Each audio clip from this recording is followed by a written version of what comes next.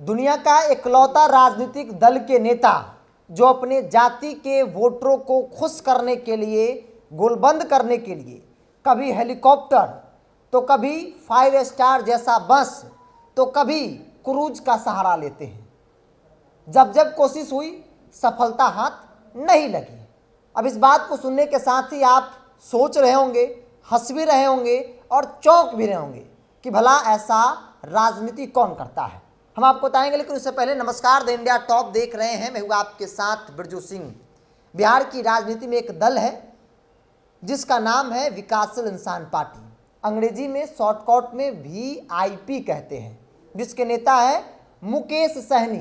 बिहार सरकार में मंत्री भी रहे हैं। भारतीय जनता पार्टी ने पिछले विधानसभा चुनाव में यानी 2020 विधानसभा चुनाव में अपने कोटे से MLC बनाया, मंत्री भी बनाया।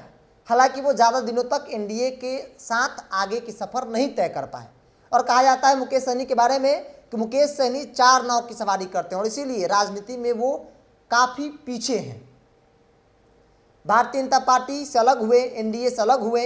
लोकसभा का चुनाव जब इस साल हो रहा था तब वो महागठबंधन RJD के पास चले गए। क्योंकि भारतीय जनता पार्टी ने उन्हें भाव नहीं दिया, एक भी सीट नहीं दिया।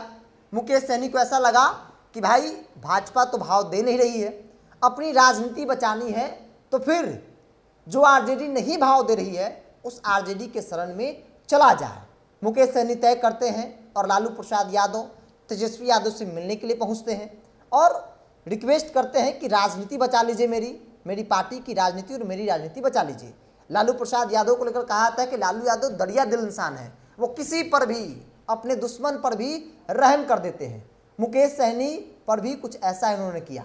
मुकेश सहनी को RJD ने अपने कोटे से 3 लोकसभा की सीट दी, गोपालगंज, मोतिहारी और झंझारपुर। मुकेश सहनी कहने के लिए मल्लाहों की राजनीति करते हैं, मल्लाहों का नेता अपने आप बताते हैं, लेकिन जब टिकट बंटवारे की बात आती है तो एक भी मल्लाह को टिकट मुकेश सहनी नहीं देते हैं। लोकसभा में भी वही हुआ, 3 लोकसभा सीट गोपालगंज, मोतिहारी, झंझारपुर में से किसी भी पार्टी के नेता को उन्होंने टिकट नहीं दिया। मल्लाहों को तो छोड़ दीजिए, पार्टी के किसी नेता को टिकट नहीं दिया। टिकट किसे दिया गया?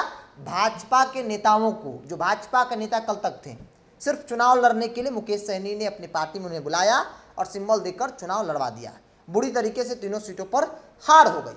अब मुकेश सहनी 2025 के विधानसभा चुनाव की तैयारी में लग गए हैं। हमने आपको पहले बताया कि दुनिया की इकलौती ऐसी पार्टी के नेता जो कभी हेलीकॉप्टर के सहारे माहौल बनाते हैं, अपने जाति के लोगों को खुश करने की कोशिश करते हैं, लेकिन लोग खुश तो होते हैं, वोट नहीं देते हैं। ऐसा चुनाव में माना गया, देखा गया है।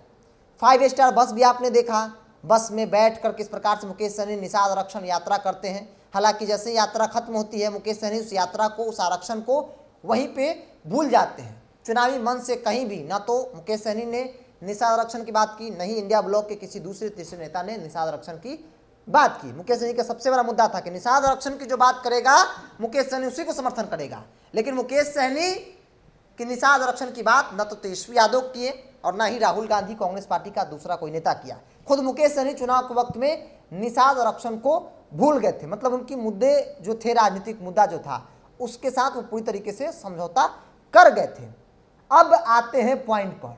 मुकेश सहनी आज भागलपुर में क्रूज पर बैठकर पार्टी के तमाम जिलाध्यक्षों के साथ पार्टी करेंगे।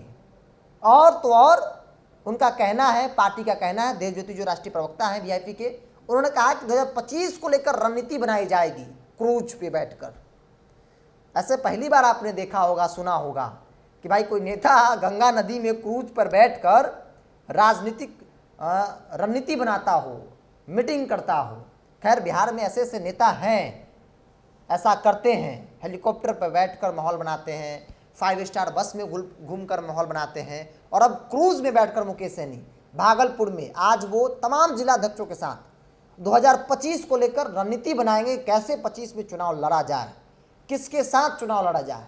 क्योंकि मुकेश सहनी हर चुनाव में गठबंधन बदलते हैं और यही उनकी राजनीति की सबसे कमजोर कड़ी बताई जाती है। राजनीति को जानने समझने वाले, चाहे वो वरिष्ठ पत्रकार हो, वरिष्ठ नेता हो, वो मानते हैं कि मुकेश सहनी कोई सीरियस राजनीति नहीं करते हैं। वो कब क्या बोलेंगे, कब किसके साथ चले जाएंगे, कोई नहीं जानता है। कल तक RJD को भी कोसते थे। RJD कहते थे कि खंजर घोंपा गया पीछे से तेजस्वी यादव, आज वही आरजेडी उनके लिए सहारा बन गई। या फिर यूं कहें कि लालू यादव ने वाकई में 3 लोकसभा सीट देकर मुकेश सहनी की राजनीति, मुकेश सहनी की पार्टी की राजनीति को बचा दिया।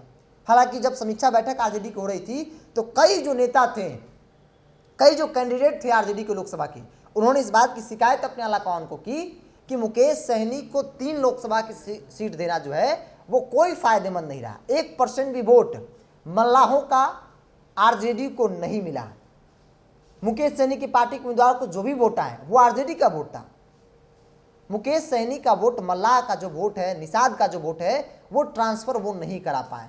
माहौल तो बना है, खूब तेजस्वी यादव की सभा में लाइमलाइट पूरा रहा, लेकिन आरजेडी को कोई फायदा नहीं हुआ। क्योंकि मल्लाह की जब बात आती है तो कहा जाता है कि मल्लाह मैक्सिमम भाजपा के साथ और कुछ जो बचे कुछ मल्लाह है, कुछ परसेंट 10-20% वो आरजेडी के साथ। उसी में से जो भूले भटके लोग हैं मुकेश सहनी के साथ चलते हैं, ऐसा कहा जाता है, ऐसा मैं नहीं कह रहा हूँ। अब मुकेश सहनी आज भागलपुर में क्रूज पर बैठकर तमाम जिलाध्यक्षों के साथ 2025 की रणनीति बनाएंगे, घूमेंगे, पार्टी करेंगे और गुरु मंत्र देंगे पार्टी के नेताओं को। हालांकि कई बार मुकेश सहनी खुद चुनाव हार गए और कहा जाता है कि मुकेश सहनी अब इस डर से चुनाव नहीं लड़ते हैं कि वो चुनाव हार जाएंगे। लेकिन खैर पार्टी के नेता हैं तो पार्टी के बाकी पदाधिकारी को, जिलाध्यक्षों को वो आज गुरु मंत्र देंगे कि कैसे 2025 में किस रणनीति पर काम करना है, कैसे क्या करना है। तमाम चीज़ों का जो चर्चा है मुकेश सहनी अपने तमाम नेताओं के साथ, जिलाध्यक्षों के साथ करेंगे। इसलिए मैं आपको शुरुआती दौर में बताया कि दुनिया का इकलौता राजनीतिक पार्टी के नेता जो कभी हेलीकॉप्टर, तो कभी 5 स्टार बस, तो कभी क्रूज पर बैठकर अपने जाति के वोटरों को खुश करने की कोशिश करता है। बहरहाल आपने कभी देखा है ऐसी राजनीति, ऐसे नेता? एक ज़माना था, हालांकि आज भी राजनीति का वही फॉर्मेट है कि आपको घर घर जाना है, आपको ग्राउंड पर मेहनत करना है, माहौल बनाना है तो ग्राउंड पर लोगों के बीच बनाइए ताकि लोगों को विश्वास हो। और ऐसा जो नेता करता है उस पर लोगों का विश्वास भी होता है। लेकिन मुकेश सहनी थोड़ा हट के राजनीति करते हैं और वो पूरी तरीके से माहौल बनाने में विश्वास रखते हैं, चाहे हेलीकॉप्टर पर हो, 5 स्टार बस में हो या फिर क्रूज पर हो। अब देखने वाली बात होगी कि लोकसभा चुनाव मुकेश सहनी तो फ्लॉप रहे।